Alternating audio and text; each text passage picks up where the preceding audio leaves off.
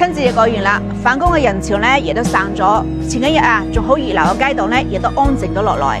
咁呢幾日我喺網上刷咗種咁嘅講法，睇到我心入邊一酸。原來咧，我哋先係嗰隻年獸，過年嘅時候就翻來，過年咧又走翻出去啦。準備翻工嗰啲年輕人，邊一隻唔係屋企嘅寶貝啊？咁邊一隻又唔係年獸呢？我係小梅姨，喺信義養咗幾年嘅跑山雞。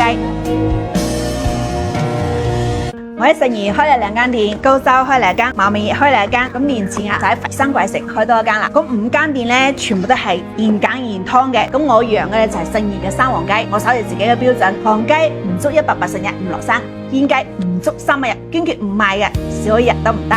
每年過年前啊，店入邊係擠滿人，都係翻嚟過年一啲年輕人買隻雞翻屋企同父母食3團圓飯。每年過完年之後咧，店入邊亦都係擠滿人嘅。呢一次咧就係除夕前咧買隻雞帶出去掛住屋企嘅時候咧，可以燉啖湯飲。我知道佢賣嘅邊係雞啊，係嗰啲家鄉嘅味，係嗰份咧行得幾遠啊都割唔斷嘅一個牽掛。新嘅一年咧，我有個目標就係開多幾間店，讓我哋信義大山嘅味道可以行得更遠。咁唔係為咗賺幾多錢，而係俾嗰啲喺外邊打拼嘅遊子咧，唔使等到過年都可以食到家鄉嘅味道，俾嗰啲喺外地安家嘅老鄉咧，可以喺附近都揾到我哋嘅店，食到我哋嘅雞。有人講我哋只係賣雞噶，但我覺得我哋賣嘅係嗰啖家鄉味，我哋現揀現劏，新鮮程度睇得見。想帶隻回雞翻去養幾日再食冇問題，想劏好抽真空帶走亦都得。實在帶唔喐咧，一個電話我哋亦都可以想辦法寄過去。唔理人喺邊度，呢一啖家鄉味咧唔可以斷。